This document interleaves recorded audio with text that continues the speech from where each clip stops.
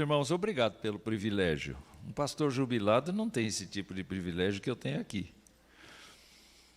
Eu quero convidar todos vocês para abrirem a sua Bíblia em Marcos, o Evangelho de Marcos, o capítulo de número 5.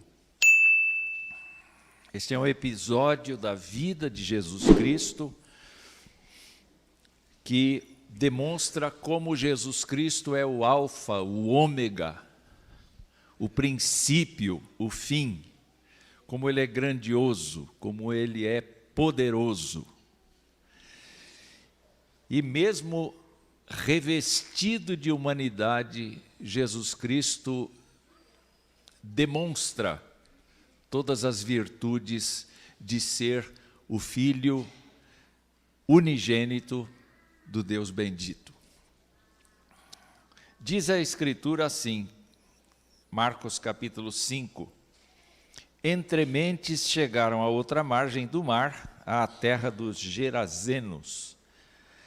Ao desembarcar, logo veio dos sepulcros ao seu encontro um homem possesso de espírito imundo, o qual vivia nos sepulcros, e nem mesmo com cadeias alguém podia prendê-lo, porque tendo sido muitas vezes preso com grilhões e cadeias, as cadeias foram quebradas por ele e os grilhões despedaçados, e ninguém podia subjugá-lo.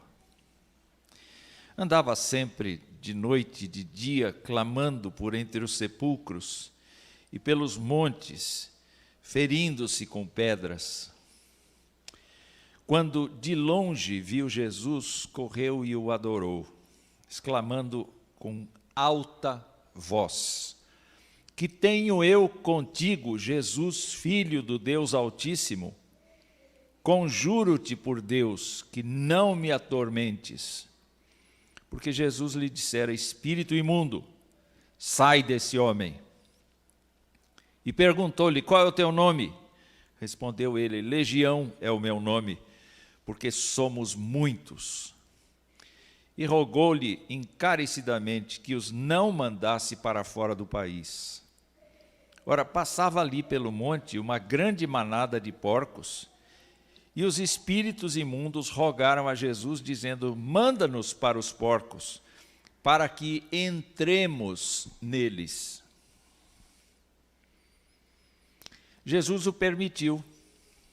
Então, saindo os espíritos imundos, entraram nos porcos, e a manada, que era cerca de 2.000, precipitou-se despenhadeiro abaixo, para dentro do mar, onde se afogaram. Os porqueiros fugiram e o anunciaram na cidade e pelos campos. Então saiu o povo para ver o que sucedera. Indo ter com Jesus, viram o endemoniado, o que tivera a legião, assentado, vestido, em perfeito juízo, e temeram. Os que haviam presenciado os fatos contaram ao povo, não é? Contaram-lhes o que acontecera ao endemoniado e acerca dos porcos, e entraram a rogar-lhe que se retirasse da terra deles. Ao entrar Jesus no barco, suplicava-lhe o que fora endemoniado que o deixasse estar com ele. Jesus, porém, não lhe o permitiu, mas ordenou-lhe: vai para a tua casa, para os teus. Anuncia-lhes tudo o que o Senhor te fez e como teve compaixão de ti. Então ele foi e começou a proclamar em Decápolis tudo o que Jesus lhe fizera, e todos se admiravam. Pai querido, nós estamos diante de um relato impressionante do poder do Senhor Jesus Cristo diante do maligno. E nós, nesta hora, pedimos a Tua maravilhosa graça para que nos instrua a respeito da relação que nós temos com o Senhor Jesus.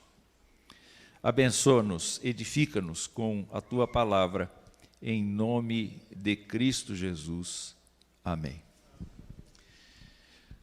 Eu não sei se os irmãos notaram, mas nós cantamos 2 cânticos que mencionavam anjos. Os 2 últimos mencionavam anjos. O homem moderno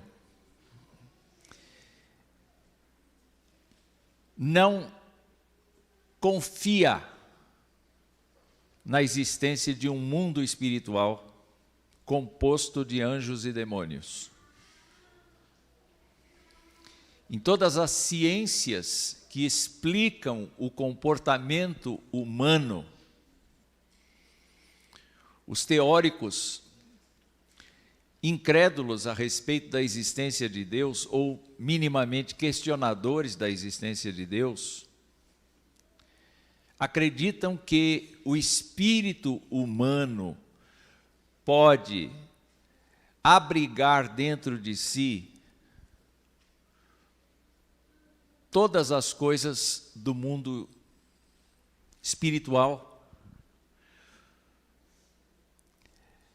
E no texto do pastor Elben Len César, que está nos nossos boletins, ele afirma: nós somos difíceis, complicados, limitados, frágeis, quebradiços, tímidos, vulneráveis, complexados e assim vai. Então, tudo se explica e tudo se tenta resolver por meio de mecanismos humanos. Qual é a história que está aqui neste episódio? Vamos começar falando do homem em si. Quem era esse homem? O texto nos fala que este homem era um homem que não tinha necessariamente raciocínio próprio. Ele era dominado por uma série de pensamentos, por uma série de desejos, por uma série de situações complexas. E que, na Escritura, são atribuídas a uma dominação espiritual que deve ter começado na sua vida por pecados cometidos, por ignorância, por desprezo a qualquer coisa, que devem ter começado na sua vida por uma brecha aberta, por um... O homem não é inocente, mas o homem está possuído de espíritos imundos. A Bíblia fala de espíritos imundos como sendo criaturas do mundo espiritual que negam a Deus, que rejeitam a Deus e que naturalmente são criaturas que pendem para todo e qualquer tipo de maldade, de rebelião. Este homem era dominado por uma legião de espíritos imundos. Uma legião tinha 2.000 ou 3.000 soldados. Dá para imaginar a convulsão que havia na existência deste ser humano. E a Bíblia nos mostra que ele vivia numa situação animalesca, praticamente nu, certamente sozinho, vagando pelos montes, pelas sepulturas, pelos lugares onde as pessoas colocavam os seus mortos. Não havia cemitérios como a gente tem hoje, não é? Especialmente as pessoas com menor recurso colocavam mais distantes, não tinham cavernas para abrir como José de Arimateia. Ele vivia por esses lugares, ele vivia convivendo com os restos mortais das pessoas. Naturalmente, ele vivia numa circunstância abominável. Vamos nos lembrar que ele era muito conhecido. Ele era muito conhecido, ele era o monstro do local. Eu vou chamar assim, como o monstro do local. Porque por muitas vezes tentaram resolver o problema dele, ou tentaram segurá-lo, ou tentaram aprisioná-lo. Mas nenhum esforço humano era suficientemente competente para segurá-lo. Porque até mesmo as cadeias com as quais as pessoas tentavam amarrá-lo eram insuficientes para contê-lo. Tamanha força que ele tinha. E eu já ouvi falar de relatos de que quando uma pessoa está nesse estado, é difícil de fato segurá-la. Dá para ver quando uma pessoa está furiosa, como é difícil segurá-la, porque a força dela parece que cresce. Pois é, este homem era então conhecido por ser um homem estranho, por ser um pária, por ser uma pessoa violenta, por ser uma pessoa que clamava muito alto, que gritava muito, e isso impressiona a gente, porque a gente não está acostumado a ver pessoa gritando. Quando a gente vê uma pessoa gritando, a gente se assusta com a violência, com a agressão que ela provoca nos nossos ouvidos. O fato, meus irmãos, é que este homem, além de estar paranoico desse jeito, de estar completamente fora de si deste jeito, ele se feria, ele se machucava, ele constantemente se agredia com pedras. Esse homem não tinha mais jeito.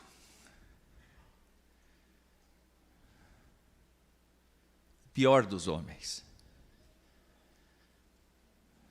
Não entendia, não convivia e estava absolutamente tomado em todas as partes do seu ser por essa rejeição de Deus, por essa rebeldia, por essa maldade que tinha começado em qualquer momento da sua existência e que estava se prolongando no decorrer dos anos. Quando a gente olha para o texto, a gente vê que Jesus Cristo decidiu atravessar o mar, lá no capítulo 4, no verso 35. Naquele dia, sendo já tarde, disse-lhe Jesus, passemos para outra margem. Jesus Cristo tomou a decisão de ir para o lado de lá do mar. Com certeza, Jesus Cristo sabia que ia ter um grande enfrentamento. Não com aquele homem, mas no mundo espiritual, na vida daquele homem. E eu fico pensando, queridos irmãos, no fato de que, da motivação de Jesus Cristo. Jesus Cristo, diz Lucas, veio buscar e salvar o que se havia perdido. Não importa o nível da gravidade em que está a pessoa humana. Não importa se ela parece bem ou se ela está muito mal do ponto de vista espiritual. Jesus Cristo veio buscar pessoas para serem salvas.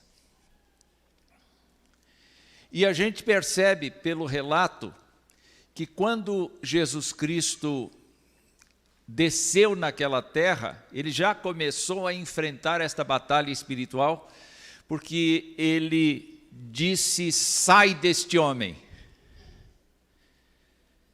E esse homem, vendo Jesus de longe, então vem na direção de Jesus e se ajoelha diante dele, se prostra diante dele e diz: não me atormente.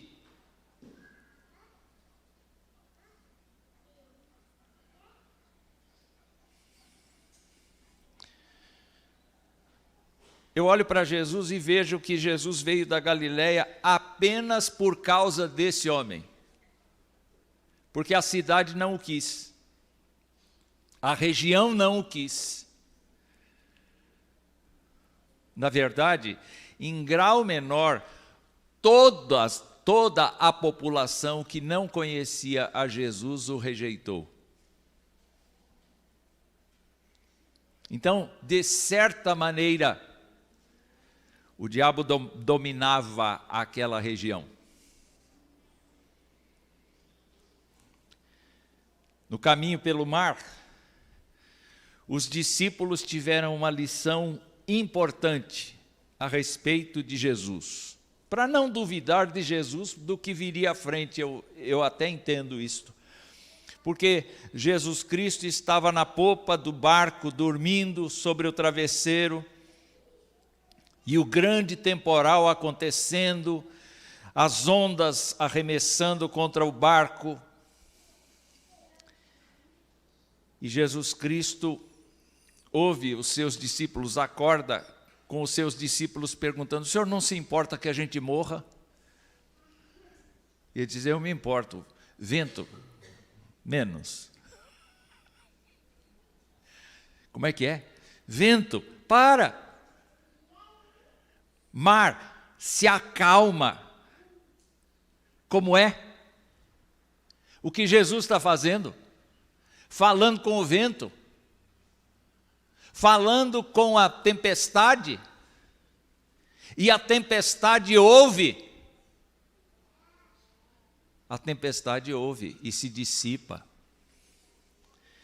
Então aqueles discípulos têm a seguinte atitude: eles começam a ver em Jesus Cristo uma pessoa maior do que eles estão imaginando que é. Gostam do que Jesus ensina, ele evidencia muito poder na cura de pessoas, mas eles estão agora diante de um Deus, de um homem que se faz Deus ao controlar a natureza.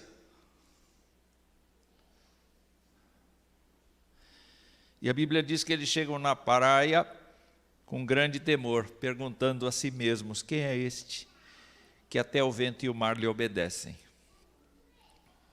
Eles estão para ver Jesus Cristo tratar com o mundo espiritual agora. Eu sei que a prática de exorcismo acontecia entre os judeus. Os judeus acreditavam em anjos e demônios. Nós descendemos dessa tradição judaico-cristã de acreditar que há anjos e demônios. E havia entre eles quem exorcizasse, mas nenhum deles exorcizou uma legião de uma vez com uma palavra.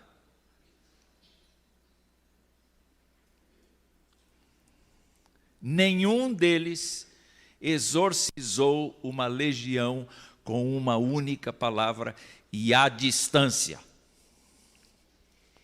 Porque a ordem foi dada ao homem que ainda estava longe. Jesus, então, se dirige aos espíritos imundos, determina que saiam do homem. Os espíritos imundos olham para Jesus e sabem quem é Jesus. É claro que eles odeiam Jesus, mas eles sabem quem é Jesus. Sabe quem é Jesus? Os demônios declaram quem é Jesus. Jesus é o Filho do Deus Altíssimo.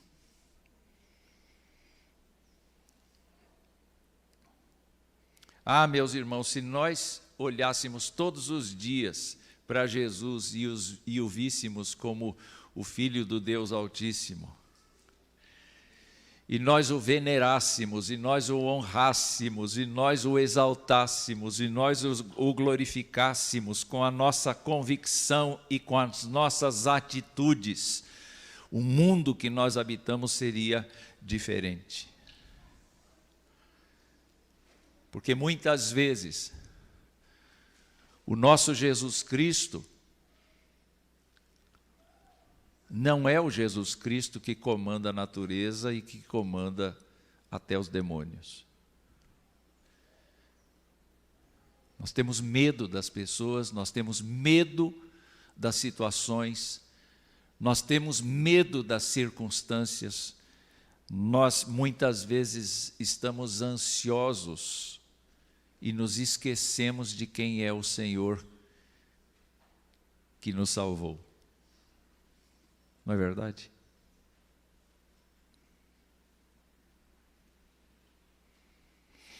O texto é rico em nos mostrar que os espíritos imundos estão desesperados, porque eles não querem ser mandados para o abismo de trevas, como Pedro diz que acontece. Na segunda carta do apóstolo Pedro, no capítulo 2, no verso 4, está afirmado que os anjos caídos, que as criaturas do mal, quando expurgadas pelo Senhor, são reservadas para o juízo eterno. E os espíritos querem ficar na região.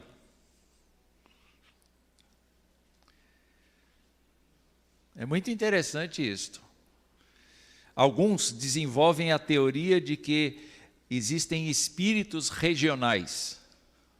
Eu não quero entrar nessa afirmação, mas eu quero afirmar aqui que estes espíritos sabiam que o encontro com Jesus Cristo não tem duas opções.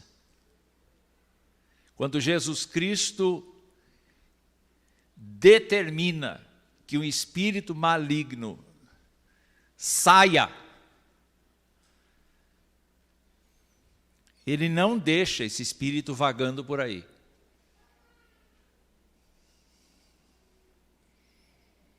Então, não, sai desse. É como disse um pregador uma vez, não é? Eu ordeno que você saia dessa pessoa agora mesmo. Ele disse assim, se eu sair dele, eu vou entrar em você. Então, fica aí.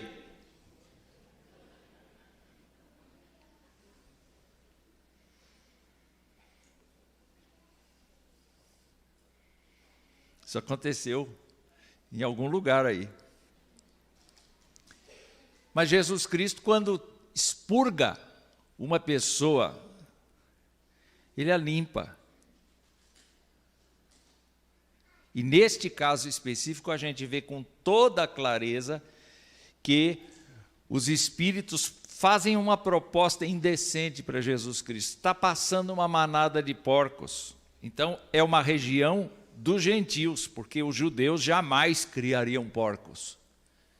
Está passando a manada, eles dizem, nós podemos ir para lá. E Jesus diz, podem. Só que os espíritos imundos não conhecem o futuro, a não ser por aquilo que já está revelado. E eles não sabiam que seria o fim deles, porque Jesus Cristo não tem barganha. Com Jesus Cristo não tem troca, ou você é dele, ou você não é dele. E se você é dele, você não tem outro recurso a não ser viver para ele. Você não tem o direito de viver para si mesmo. Meus irmãos queridos, eles não sabiam o que estava para acontecer, mas eles foram absolutamente derrotados, porque os porcos enlouquecidos, porco já é meio porco, não é? Ele já é meio barulhento, não é? Vocês podem imaginar o clamor dos porcos naquele momento em que os espíritos imundos entraram nas suas vidas.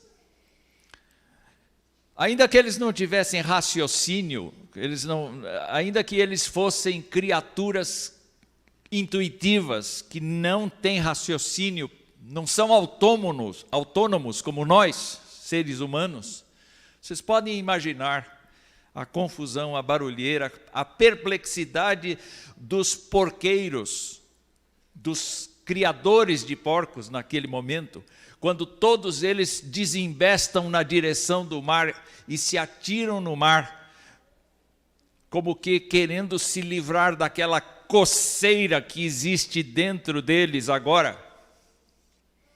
Aquela confusão de mente, aquela confusão generalizada que acontece. E todos eles desembocam no mar e morrem afogados. Para onde vão os espíritos agora?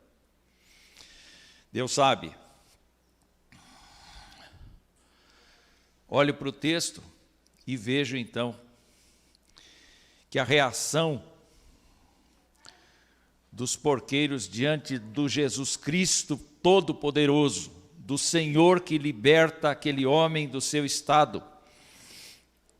Os porqueiros fogem e os porqueiros começam a contar esta história para quem eles encontram, seja na cidade, seja nos campos. Eu fico imaginando que é dali que surgem as primeiras fake news da história contemporânea. Porque quem conta um conto aumenta um ponto. E eu fico pensando que a cidade alvoroçada vem para encontrar o monstro. E elas encontram o monstro assentado, coisa que ele não fazia, vestido. Eu fico imaginando de onde veio a roupa. Talvez um discípulo emprestou um pouco, o outro um pouco, um outro um pouco. Este homem agora está vestido. Esse homem está assentado, vestido. Esse homem está conversando. Este homem está em perfeito juízo. Este homem está reconstruído. Porque é o que Jesus faz com as pessoas. Jesus reconstrói as pessoas. Jesus consegue dominar os preconceitos das pessoas. Jesus consegue dominar os recalques das pessoas. Jesus consegue saturar estas pessoas de novos valores. O cristão, a cristã, são pessoas que agora precisam constantemente ser nutridas pelos valores da palavra do Senhor.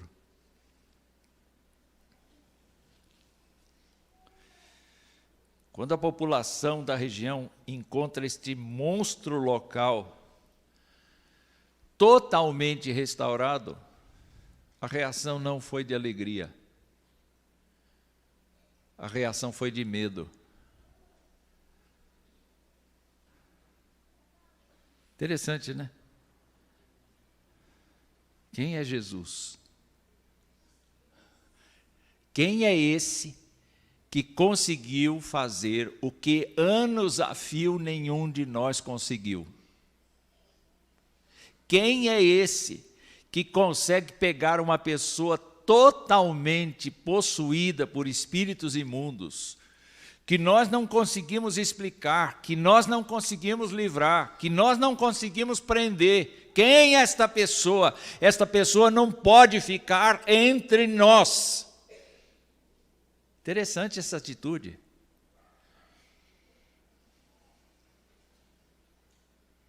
É muito interessante essa atitude, revela que aquelas pessoas pagãs, gentias, não estavam de fato preparadas para receber Jesus Cristo, porque foram confrontadas. E meus irmãos, com muita estranheza para mim, por favor, vá embora daqui. Nós não queremos o Senhor aqui. Saia daqui.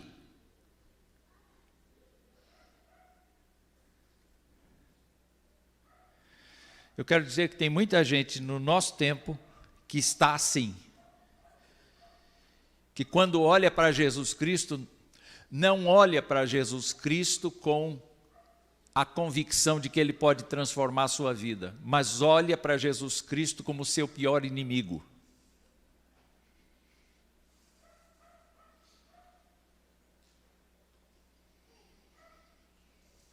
Nós estamos num mundo, meus amados irmãos e irmãs, que deplora a pessoa de Jesus Cristo, que ignora e que quer fugir dele. Somente aqueles que são tocados pelo Espírito Santo de Deus é que têm coragem de ficar. Os outros estão fugindo de Jesus Cristo. Essa é a situação contemporânea. E nós, Igreja do Senhor, somos aquele grupo, pequeno rebanho, que deve ficar ao lado de Jesus Cristo, como os discípulos ficaram.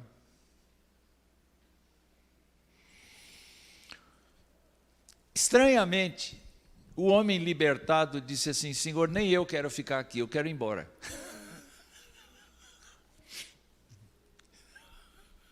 Eu quero estar contigo. Eu descobri o Senhor. Eu descobri que estando com o Senhor é muito melhor do que estando aqui.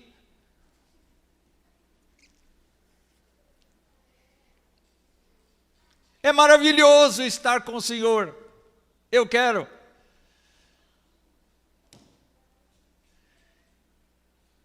E Jesus Cristo, que tinha dito assim para os espíritos imundos: pode ir para o porco. Disse para o endemoniado curado: não pode ir comigo.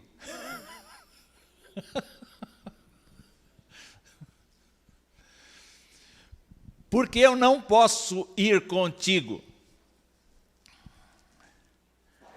Jesus disse para ele assim: vai para a tua casa. Vai encontrar com tua mãe, com teu pai, com teus irmãos. Vai encontrar com a tua família, com a tua mulher. Não sei se você tem esposa. Vai lá, se encontra com os teus parentes, com as pessoas do teu sangue e fala para eles o que Deus fez por você. Não existe recado mais claro para mim e para você hoje. Vai para casa e fala o que Deus fez por você. E aquele homem, dá para perceber que ele é convertido. Porque ele não foi apenas limpo dos espíritos de demônio, ele foi transformado.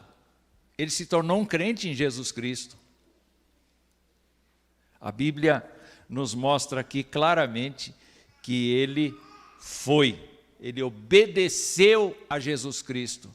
Foi para casa e começou a proclamar, não apenas na sua casa, na casa dos seus parentes, mas em toda a região da Decápolis, as 10 cidades gentias. Ele se tornou o primeiro missionário entre os gentios no tempo de Jesus.